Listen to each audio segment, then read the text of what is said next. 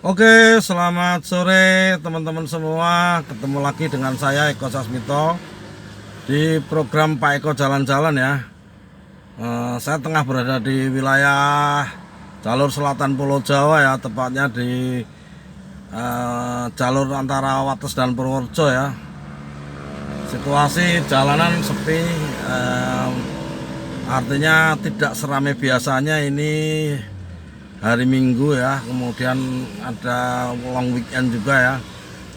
Ya beginilah keadaan realitas masyarakat kita, kehidupan kita.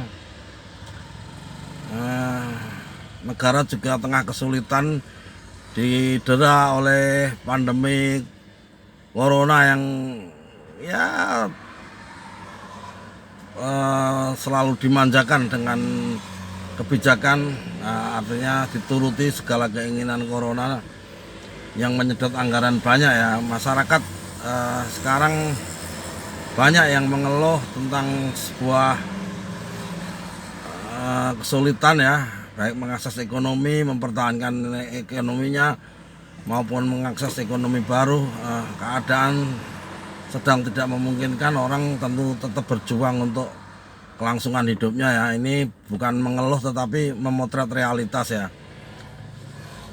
Oke, untuk mensiasati hal tersebut memang biasanya orang pengen menambah pendapatan ya untuk mencukupi kebutuhan keluarga. Tetapi di era sekarang menambah pendapatan bukan hal yang mudah ya, ketika akses ekonomi ditutup ya, dibatasi lah paling tidak dengan adanya PPKM ini. Kemudian daya beli masyarakat juga menurun ya. Ini tentu ini tidak mudah kita lakukan. Yang paling memungkinkan adalah mengurangi pendapatan kita, mengencangkan ikat pinggang ya. Sebagai satu contoh, misalkan kita punya keluarga ya dengan 2 anak lah, katakanlah gitu ya. Dengan 2 anak mungkin pendapatan kita, katakanlah kita ambil rata-rata hanya 2 sampai 2,5 juta ya. Bagaimana mengatur ini tentu butuh kiat-kiat khusus ya. Saya katakan bisa ya kalau di area Jawa Tengah, Jawa Timur, tentu dengan catatan kehidupan yang wajar ya, kehidupan yang dalam tahap survival ya.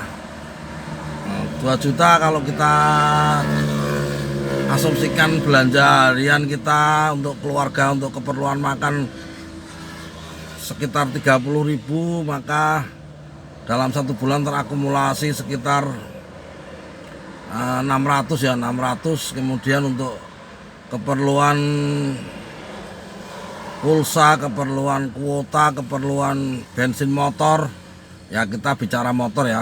Kalau bicara mobil nanti terlalu boros ya. Kita asumsikan rata-rata masyarakat kita ya bermotor lah itu ya.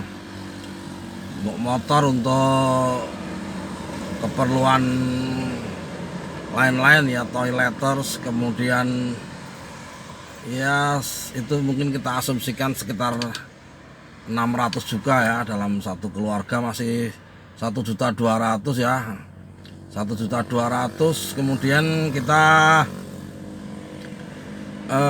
ada masih, kalau kita mengasumsikan pendapatan kita hanya 2,5 lah katakanlah gitu ya. Kemudian untuk keperluan sekolah, katakanlah 2 anak itu ya, ini agak menyita perhatian mungkin ya. Tergantung juga, tapi dalam skala pandemi kayak gini SPP biasanya belum full ya.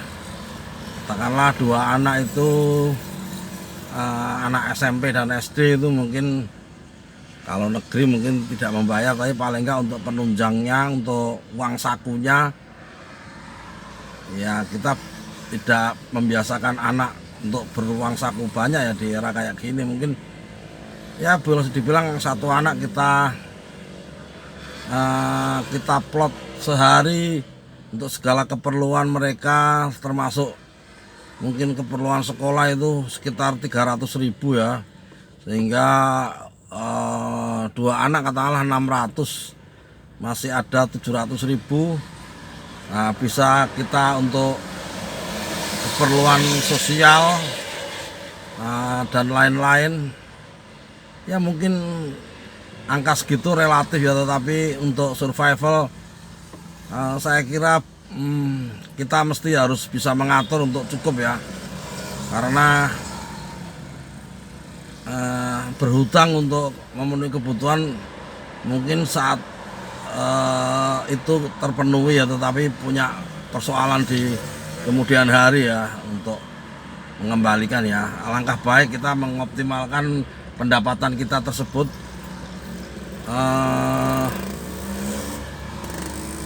untuk memenuhi kebutuhan kita ya. Syukur-syukur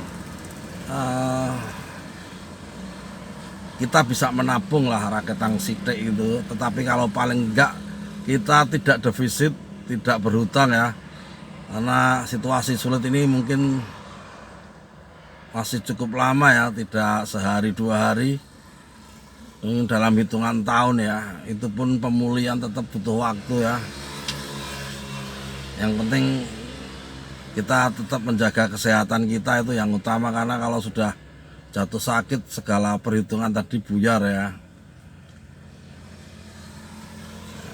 Sambil tentu saja kita sesulit apapun tetap berikhtiar untuk mencari tambahan penghasilan. Ada kadang-kadang rezeki yang tidak terduga, asal kita kreatif, kita mau berusaha, insya Allah Tuhan memberi jalan ya. Oke teman-teman semua, mungkin ini sekedar sedikit tips ya, di tengah kesulitan ekonomi bagaimana kita bisa bertahan dalam mengatur keuangan kita yang relatif terbatas ya. Kalau orang berpenghasilan besar ya tentu akan menyesuaikan pengeluarannya, tetapi paling tidak jangan sampai kita melebihi dari pendapatan kita ya. Kalau misalkan yang punya penghasilan di atas 5 juta ya monggo, katakanlah 5-10 juta ya, dengan lifestyle, dengan gaya hidup yang berbeda, monggo aja silahkan. Tentu saja jangan sampai melebihi anggaran dari pemasukan kita. Oke, selamat sore teman-teman, tetap jaga kesehatan di situasi kayak gini, untuk bisa beraktivitas sehat dan mungkin bisa untuk jalan-jalan. Eko Sasmito melaporkan untuk Anda.